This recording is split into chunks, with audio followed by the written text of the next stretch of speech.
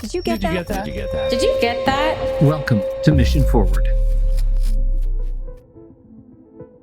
Hi there, and welcome to the Mission Forward podcast, where each week we bring you a thought-provoking and perspective-shifting conversation on the power of communication. I'm Carrie Fox, your host and CEO of Mission Partners, a social impact communications firm and certified B Corporation. Today, I've got another short-form episode for you, drawn from my weekly Wednesday column.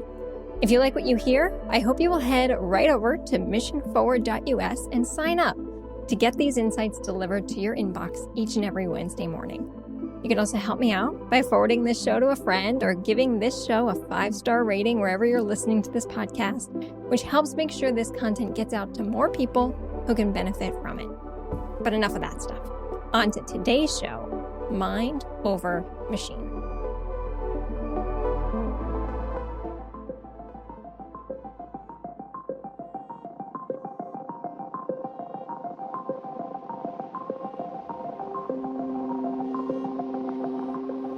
When was the last time you struggled to remember a piece of information? Maybe it was your best friend's phone number, the name of the book you just read, or what you ate for dinner last night. Chances are you have experienced this feeling recently and much more often in the past few years. Because it's not just who is feeling more forgetful, it's that most of the world is feeling more forgetful. For those who have come to embrace smartphones and other smart devices as part of our everyday lives, the experience of forgetfulness may in fact be digital amnesia, also known as the Google effect.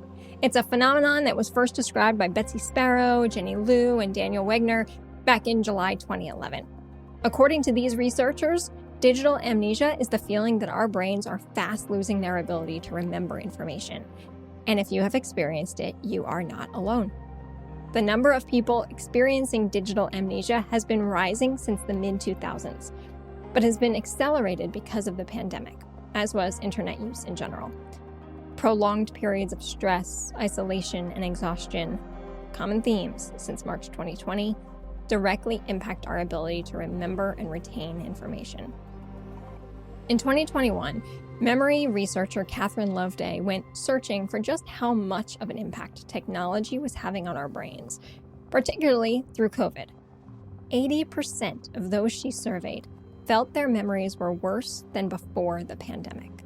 That stress, isolation, and exhaustion that I just mentioned, coupled with the distraction we find in digital communications, scrolling through social media, texting, checking emails, searching the internet, it all takes a toll on our ability to recall and remember information.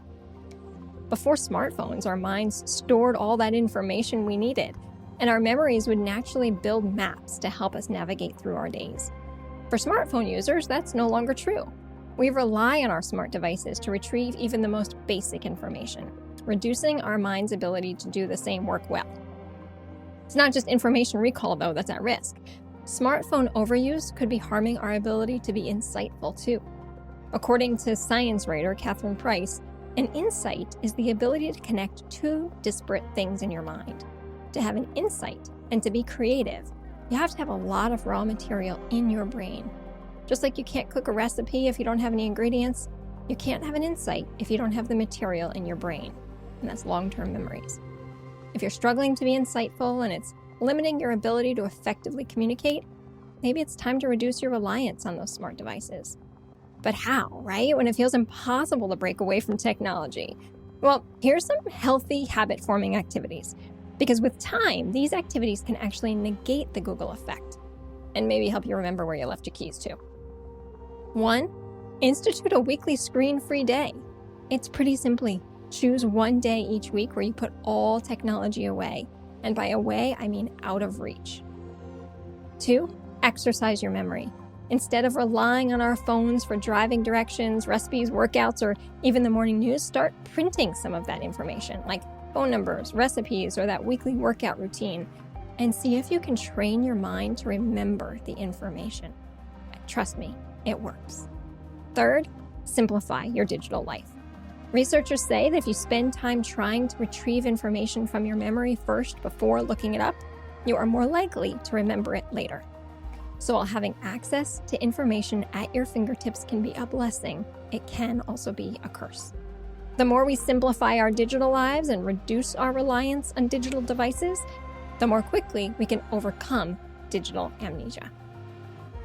Bottom line, the memory in our pockets directly affects that memory in our heads, and that impacts how we communicate. So before you reach for the phone to help you remember something, just give yourself time to think. Practice building up that memory and the brain function, and you should start to see that amnesia clear up too.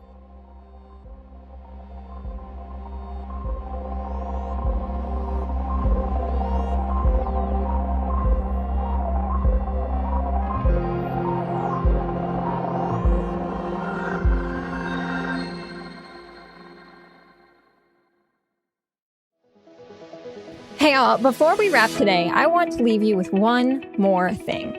I've been doing this communications work for more than 20 years now, and I have worked with and learned from hundreds of purpose-driven professionals. A few years back, I started to reflect on what they all have in common. And what I can tell you is that the most effective social impact leaders all share a set of essential characteristics. They lead with care, courage, and clarity, even in the most complex of times.